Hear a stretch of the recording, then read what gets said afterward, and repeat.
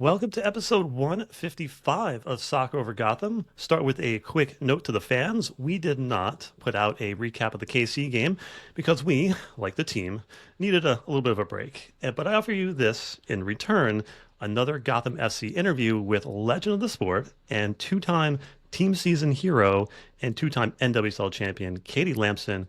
Thank you for joining us, Katie. Thanks for having me on. Looking forward to it.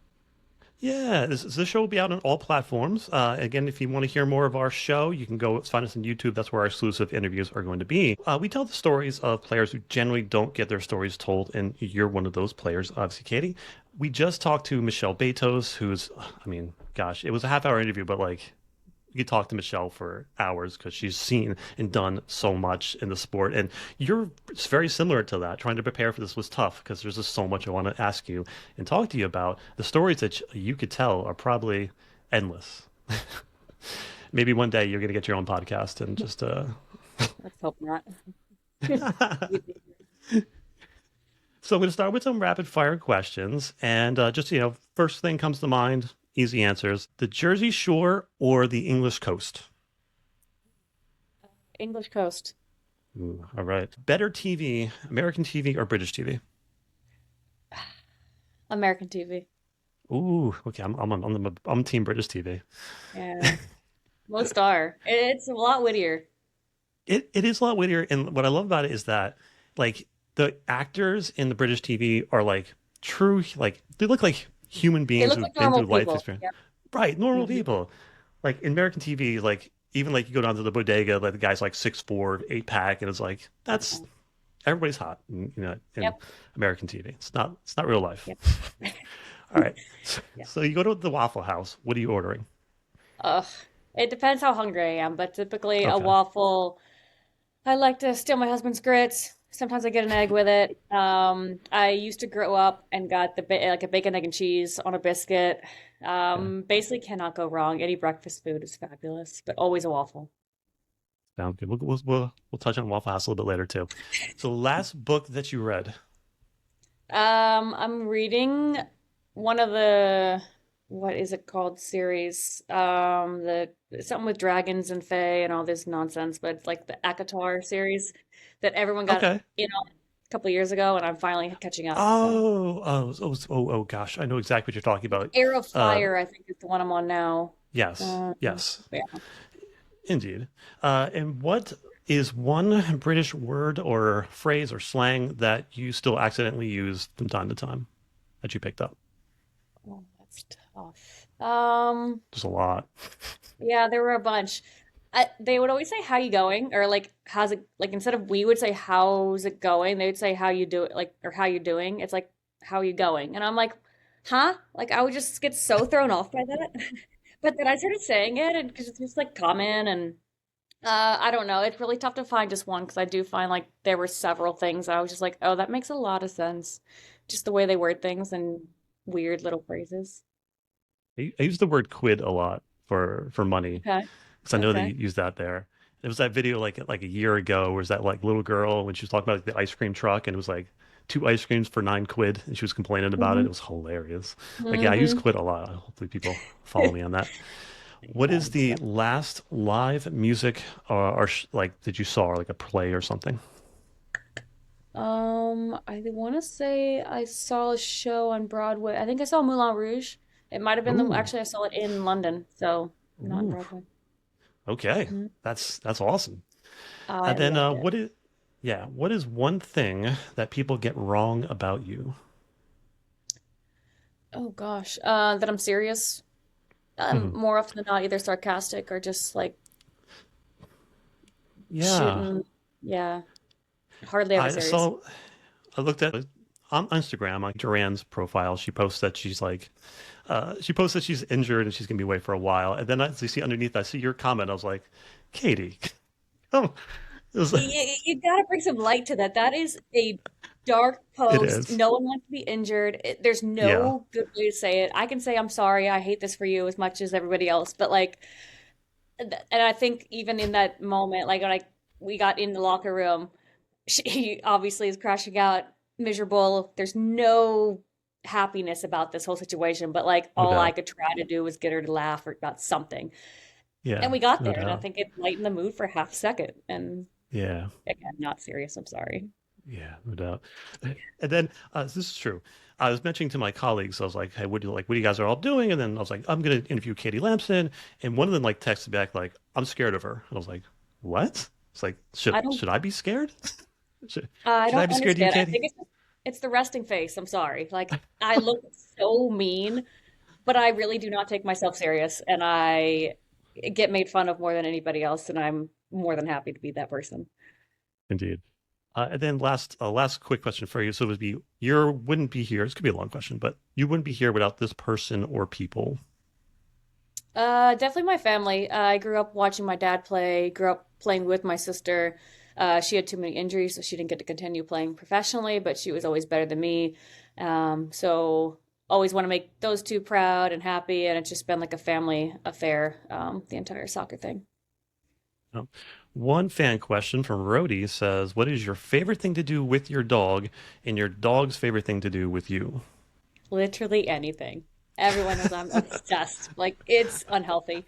Um, I honestly love in the mornings. I will like whine and I'll get because they're all stir and he like knows I'm awake, so he starts crawling up, but he barely has any energy. Crawls up, sits right in my face, and we cuddle for at least 5 minutes, and then we're like, okay, let's go on a walk. He looks like he's gonna lose his mind, like it's the greatest thing in the world, and we just go on our morning hike, and he's so happy, and I just sit there and I'm like, wow, it's so simple. Like his life is just so nice.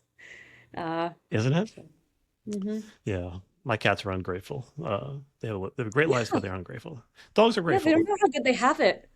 Yeah, it's true. So let's jump into well, first question: have you ever had an actual off season? And I mean that because I'm looking at your career like things, and it's just like one thing after another. And have you ever had a time to like reflect and relax, or it's been nonstop for you the whole time? Pretty nonstop. Even when Yeah, we used to have very, very long off season in the NWSL, you had to supplement that, and some of us were lucky enough to go to Australia. So yeah. that was just 4 years in a row, just nonstop, missing winter, and it was the greatest time ever.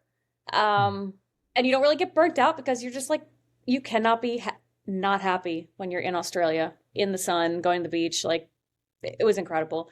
So that just kind of kept snowballing, and then this season got longer, and no, I had maybe 2 months after Liverpool, and that's when I was like, wait, I'm bored. Can I go on loan? Like play on a team, and then we're here. So yeah, I get Yeah. bored. People like don't understand like how much of like almost a rite of passage it was going to Australia because it was just like it was a perfect bridge between the NWSL A League, but obviously you had to do that because obviously you weren't making money or that much money, and you wanted to stay fit and all of that. Do you have any like stories about Australia? 'Cause I know Australia can be a crazy place. Very crazy place. Any wildlife or anything like that? I never really ran into wildlife. I just remember my first year, I was in Western Sydney, so Western, like 2.5 hours Yeah. from Sydney, in the middle of nowhere. We had no air conditioning. We were staying in a dorm room, third floor. It was 114 degrees at night, and so we'd had to freeze towels in the, freezer, lay them on top of us to try to fall asleep and try to get a couple hours in. And it was just like that was wild, and I would never wish that upon somebody, that kind of living situation, but we all were like, I'm so pumped. Let's wake up at 4 a.m. And we had training because the girls had full-time jobs. You train and then you'd have all day to like go to the beach and do whatever and learn to drive on the other side of the road. And there were just like all kinds of weird things. It just felt like a foreign, obviously it was a foreign place, but like just so out there. Like I felt like I was living on Mars at first. And then everyone's just so laid back and just having such a good time. And you found your love of soccer again when the NWSL was tough for a lot of these players who typically went to Australia. We weren't the big names. We weren't the ones who are depended on every day. And then suddenly you were in Australia, and it was like, oh, I can play soccer. I am halfway decent, and like this is fun again. So I think mentally it was such a refreshing time on the field. So off the field, you just like put up with all kinds of craziness, and it just made it that much better of a story. Yeah, we talked to Michelle Betos about like the beginnings because you guys both entered around the same time. I think you had skipped the original NWSL draft. Is that correct? Yeah, I got blood Yeah. clots my senior year in college, and I was like, Oh gosh. no one's gonna know me. I'm just gonna go. And I wanted to play in Europe, so I went and started over there. Yeah. And so like, I'm curious because like you've already at that point two leagues had folded, and you're looking at the NWSL. It's just starting out. Like, how did you see your career going at that point, or was it just like vibes? I'm just playing as long as I can, and let's see where this takes me. I had no idea. I thought I would give Yeah. myself 5 years to make national team. If not, like, okay, call it quits, go back to school. I thought I was going to do med school or PA Hmm. school, and then realized, oh, all those prereqs are kind of useless. And then soccer just kept on going. And I also thought I'd be at like one team. I never knew it would be every 6 months I'm hopping, packing my bags and whatever I can fit in my car, I'm going to the next place. But uh, yeah, I did not predict my career would look anything like this, and it's, I guess, for the better because I just went in blind. And you've obviously you've played on multiple continents. You've been all Mhm. over the place. This is a story of a lot of women's soccer players through that journey, and you're not alone in that journey of popping from here to there and finding a spot as leagues are growing and things are getting better. This is a fan question. So after going to Crystal Palace, like what made your decision to come back to Gotham? When I came back, it was one, I kind of had a interesting, like, I'm getting older, obviously. So Right. when I went to Crystal Palace, I was expecting, okay, I was going to play a couple years, finish out my career, and then, enjoy the last little bit. And then when they got relegated, which was really tough because a couple games could have gone our way, things could have been different. I was just like, oh, we did get relegated. And that would have been a significant pay cut. And living so far from home and family, I just felt like there were so many negatives to it. It just was too much of a sacrifice for me. And at that point, I was like, do I still love the game more than all the sacrifices it costs? So then I was ready to be done and help my husband recover from total knee replacement. And I was like, okay, maybe I'll figure out the next step. I was taking my exams to be an actuary, doing all these other things. And then Gotham calls and they're like, are you bored? Like, what's going on? And I was like, okay, maybe I'll sign a short term thing. And then, They're like, you want to win a championship? Come here, and we'll win yeah, a I mean, championship why together. not? Let's run it back one Yeah, more time. So, yeah, yeah. right on. So let's talk about some life changes and the opposite spectrum of heroes. So congrats again on the wedding. You had a massive year personally, which is pretty cool. Mhm. And then a name changes that are tough. Is that like you had to do with all that? How has that been for you? Changing all your licenses, your credit cards, you're doing all that stuff. Yeah, it's So, lovely. There's no red tape. You just walk in, and the DMV is fun. I oh love just yeah, hanging out for hours. yeah, no doubt. It's fine. I was very proud and happy to take his name, and I'm Hmm. enjoying the new evolved me, I guess. I feel like an adult now. Yeah. No doubt. And then so you had like a viral, I guess call it viral, a photo shoot at Waffle House. So what was the story behind those amazing photos at Waffle House?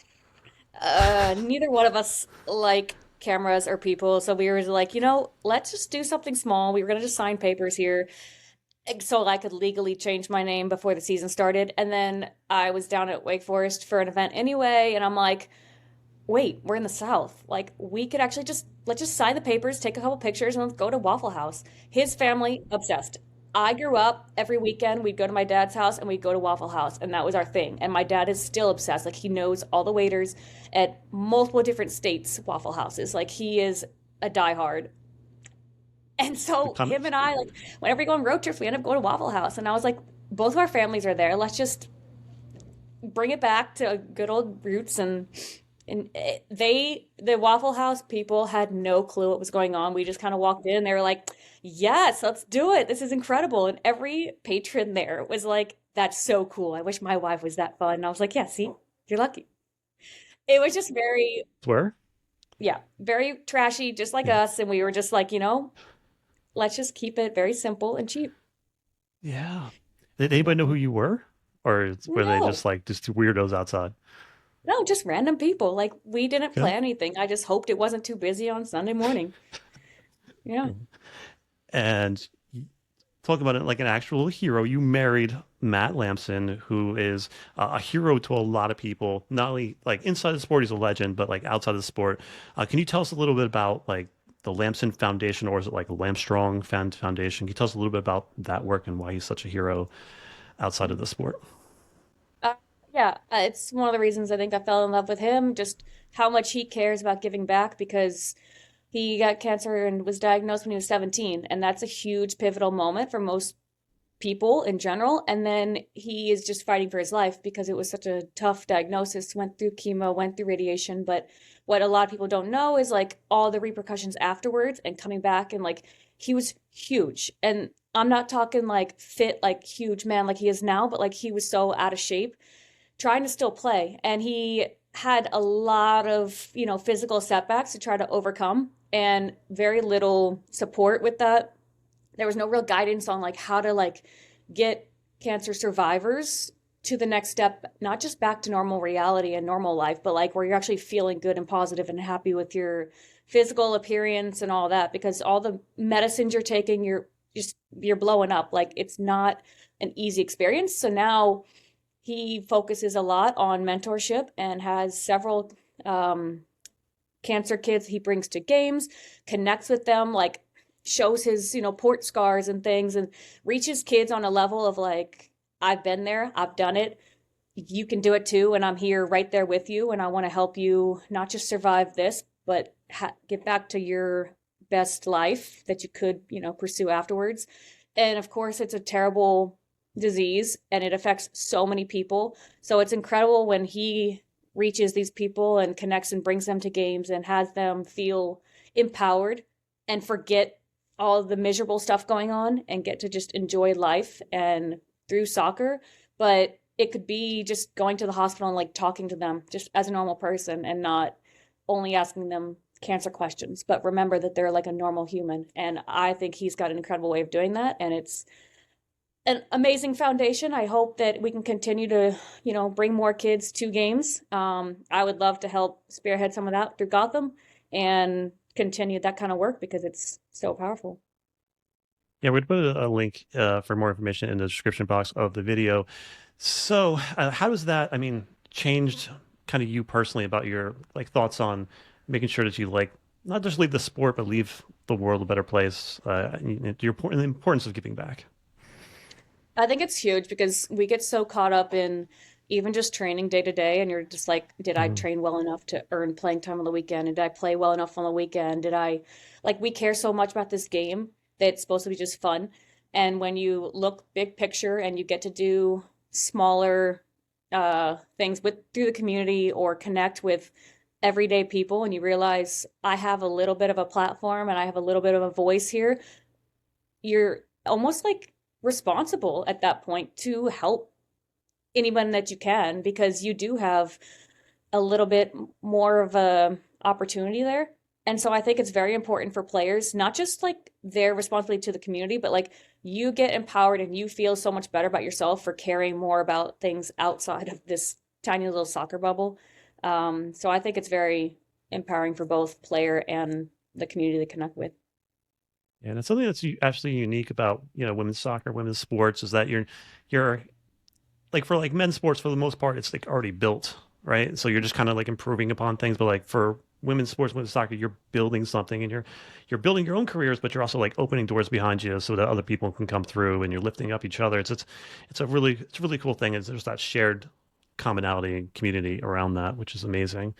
Let's talk about the opposite end of the hero spectrum, which is you scoring amazing goals in big games.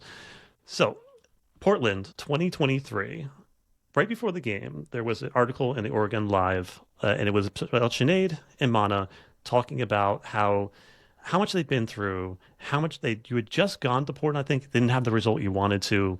Then it was like for them, it was about closure. It was about just conquering Portland and their careers. Just they needed that win. So being in that game, scoring that goal, which I imagine most Gotham fans could probably like draw that from memory. That what an amazing goal that was. So now looking back at that, how does it feel to you to be able to help those two legends, amazing human beings, be able to get, maybe a little bit of closure in their stories. Yeah. Uh, like we were kind of touching on before, this is so much bigger than just a soccer ball game where you kick balls to your teammates and try to score. Like there's so many stories outside of it, and we're all people off the field. And I think that's the beauty of a team where you kind of come together and you learn each other's little quirks and things that brought them to this point because we all come together and want to perform on the field and be our best self. But so many of us are dealing with all kinds of things in different stages of life. And I think it's an incredible experience to be able to come together, and a win or a big moment can just uplift people and bring a light instead of all of the darkness that they might have remembered from this place. I think it was, I don't feel like I did anything for them, but I do think that they can look back now on the end of their soccer career and be like, okay, it has come full circle. And I'm just proud to have been a teammate in that moment and be able to have shared in that experience with them. Yeah, what a crazy game that was, and it was like a crazy downpour. I think like just in my head, like I can see the ball hitting the back of the net and just the water, like the rain just coming splashing out the back of it. That's when he knew like that was the moment. Such an Mhm. incredible place to be in. And then you don't get a chance to do it once. You come back to Gotham, and you do it again because you can't because Gotham can't do anything easy. They always have to. No. Uh, they always have to make it hard on us fans. So, fast forward to this past playoffs. What was that goal like for you in that moment? Like, what did you see? I mean, this goal happens because obviously Amberger sends it in, but there was three players that joined Gotham like mid-season on. I think it was Durant with the header, uh, Jaden with the ridiculous flick on, and then you finishing it off. Like, what does it? What did that mean to you in the moment? I think one thing that goes unnoticed from the general fan is like the not just role, but like the difficulty of being a sub because everyone wants to have moments to perform and do well, but when getting subbed into a game, you don't really catch your second wind ever. So you're just like breathing through a straw the whole time. And you know you're on limited minutes and your role is to perform. And like most of the time you're getting subbed in a dicey situation where it's like, okay, the team hasn't been able to score in all the entire game. Go ahead with your 5 minutes, try to figure it out and like Yeah, make it put the happen. team on your back. And it's very tough to maintain some level of confidence and like know that like if there's a situation, I could make a simple pass or I could try to, do something and be more dangerous. And it's all about decision making throughout the entire game. And sometimes the simple choice is right. Sometimes you do need to go for it. And I do think it's tough finding that balance and being a sub and like having people who aren't used to playing in situations like that, or like Kayla, she's used to be a nine and then recently she's been a defender and she just got thrown in all over the place. And they're like, okay, do good for the team, please. And she did. And like, I Yeah, think that needs to be applauded more, the role of people who are able to, you know, do what they need to do in a moment when their confidence is probably really low, but their expectation from the coach and the team is very high. And it's hard to do. And I think that's what's so important about the goals that I've scored most recently because, yeah, like I felt like I was kind of worthless to the team. Like I was just a pity sub. Like here you go. Like get in there. And then I was able to make something out of a tiny little moment. And I think that is where I'm proud of. And I think when I look back on my career, I'll be most proud of that because it's tough to get thrown in situations like that and be like, okay, well, I maybe I still am good at soccer. I can still do this. And proving that to yourself and to the team is just like, okay, that was fun. And it yeah. doesn't always happen like that, but yeah. Yeah, but then just your game itself, and obviously you've traveled the world, you played different styles and things like that. Where do you think like your game has evolved the most? I think being in Liverpool was definitely a huge turning point for me. I got to Hmm. coach or play under Matt Beard again. When I played for him at Boston, it was right after I got waived from DC, and I didn't even realize like it was a real possibility I could get waived, and that was such a humbling moment. And when Matt called me, he was like, "Well, we want to bring you in. Like we love you as a player." And I finally felt like a coach valued my skill set and what I could bring, and I felt like I played way better in Boston because of that. So then, come full circle, I'm able to actually get enough points to play in England, which has always been a goal. And I had a coach who fully just believed in me, and I was able to take more risk versus play simple. And I feel like I evolved because I was able to play a lot more daring and dangerous and pick the more not difficult decision in each moment, but like I would back myself way more. And I think that kind of helps grow, and you keep developing that confidence and that game awareness. And then as an older player, becoming more of a leader. And I think I've just grown with that and less stress over every little individual technical action. Instead, it's okay, I'm just going to work as hard as I possibly can, and it is what it is, whatever happens. So I think that moment and playing under him definitely helped turn my career around. Yeah. So let's end on some Gotham stuff. So let's talk about obviously the team has gone through a slow start to this season with some Mhm. injuries, and obviously Amos has said that the best teams play more games. You guys didn't really have an all season again because you're in Spain, you're England, you're all over the place. So obviously with the slow start, we do have some players coming back from injury, which is pretty good. Hopefully we have Bernini back, Freeman back.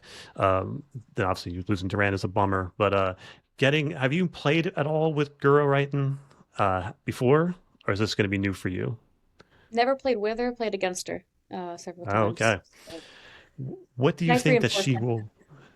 Yeah, what do you think she's going to be able to bring to this team? I think she just brings a unique flair because we're not used to Norwegian players much in this league. I think she has a lot of experience in England. I think she's been, an established player, and I think she brings the leadership. She also brings just a unique outlook, and I think that's what's so great about this league. When you get more international talent coming in, the style of play evolves, and you have little different types of players that help fit together and make a cohesive team. Yeah, they see the game differently, and it's just those Mhm. little inputs help build the team.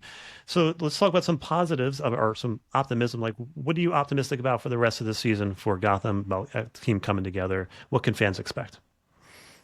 I think one of the biggest things we've continued to work on is being a tough team to beat. I think you've seen that even like, Tierna's coming back. That's she's probably one of the best defenders in the world.